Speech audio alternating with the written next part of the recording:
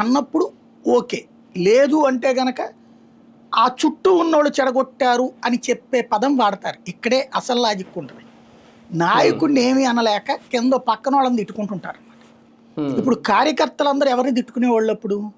కోటరీని తిట్టుకునేవాళ్ళు. ఏమని? జగన్ కలవనీయట్లేదు, జగన్కి ఎవడూ సలహా ఇవ్వట్లేదు అనేది. అంతే కదా? అవును ఆ 5 ఏళ్ళు కూడా తిట్టుకుంది అందుకే కదా. ఇప్పుడు నిజంగా అదే వీళ్ళు కదా. చెప్పరా జగన్కి ఇవన్నీ కూడా? ఉమ్, నిజంగా జగన్ దగ్గరికి వెళ్ళి చెప్పే సీన్ వీళ్ళకుందా? ఉమ్, చెబితే విని ఆచరణలో పెట్టే సీన్ ఆయనకుందా? అదే కదా. డెసిషన్ మేకర్ ఎవరు ఉంటారు ప్రాంతీయ పార్టీల్లో? ఉమ్, ఖచ్చితంగా ప్రాంతీయ పార్టీ అండి. జాతీయ పార్టీలోనే ఇప్పుడు సోనియా గాంధీ, రాహుల్ గాంధీ ఇంకోటి మాట వింటారా? నరేంద్ర మోడీ, అమిత్ షా ఇంకోటి మాట వింటారా? అదే కదా. వాళ్ళ చుట్టూ ఉన్న వాళ్ళని కోటరీ అని పిలుస్తుంటారు.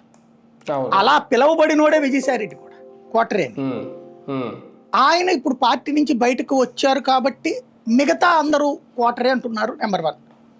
నెంబర్ 2, ఈ కోటరీలో ఇప్పుడు సజ్జల ఏదో సలహా ఇచ్చాడు అనుకుందాం ఫర్ ఎగ్జాంపుల్ జగన్కి. ఉమ్, ఉమ్, ఉమ్, అది ఆచరణలో పెట్టనివ్వలేదు అనుకోండి, జగన్ పట్టించుకోవాలి. ఉమ్, సజ్జలు ఏమనుకుంటాడు? ఆ తర్వాత కలిసిన విజయసాయి రెడ్డి ఏదో ఆపాడు, లేకపోతే మిథున్ రెడ్డి ఏదో ఆపాడు, ధనుంజయ రెడ్డి ఆపాడు అని ఆయన అనుకుంటాడు. అవును. డైరెక్ట్గా అక్కడ ప్రాబ్లం ఏంటంటే జగనే ఒప్పుకోంది, కానీ ఆయన ఏం అనలేడు. ఎందుకు? ఆయన దగ్గర బతకాలి వీళ్ళు. ఉమ్, కాబట్టి పక్కన ఎవరినో అడుగుతాడు, ఎవరు కలిశారు ఈ మధ్యలో